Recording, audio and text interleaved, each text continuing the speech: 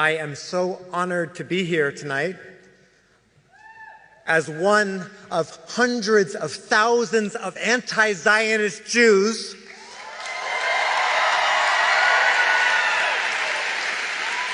who proudly join the millions of people around the world rising up in solidarity with the people of Gaza and in solidarity with all Palestinians everywhere struggling for freedom.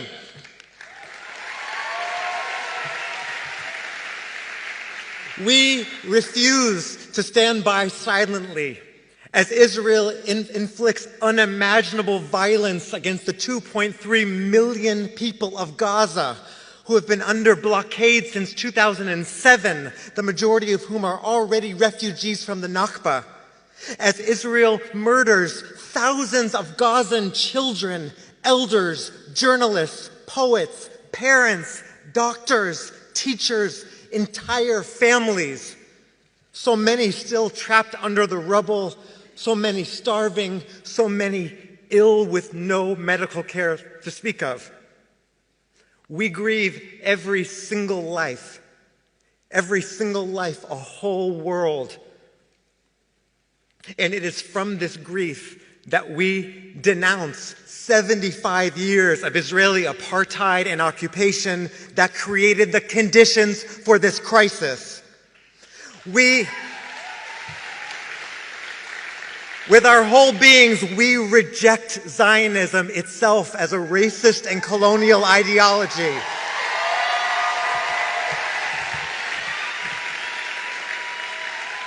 We know that our safety, our dignity, and our very souls as Jewish people are to be found in solidarity, not in apartheid. In multiracial coalitions against white supremacy, not in coalitions with white supremacists.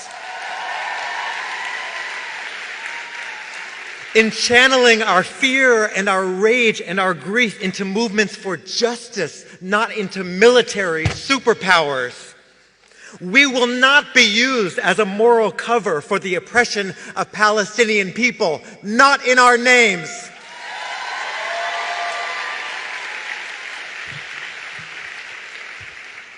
I flew here directly from Washington, D.C., where I had the great honor to support 18 elder Jewish women, the eldest age 81, as they chained themselves to the White House to demand that President Biden stop this genocide and call for an immediate and permanent ceasefire. These women, many of them older than the state of Israel, many of them children of the Holocaust, many of them who have lived through the horrors of McCarthyite repression, screamed, "Biden, you cannot hide. We charge you with genocide."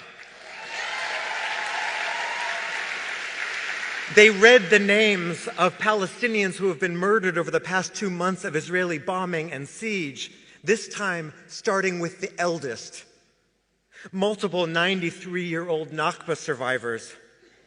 As Secret Service cut off their chains with bolt cutters, these powerful Jewish women stood with millions around the world who recognize Palestinian freedom as integral to the freedom of all people. While American media tries to characterize the massive growth of anti-Zionism amongst American Jews as merely a marginal position amongst young people, we know better. It is not a generational rift. It is an intergenerational legacy. We are proud to come from generations of Jews who opposed each and every form of oppression, including Zionism. Who saw Zionism for what it was, a false solution to the crimes of European anti-Semitism that would be used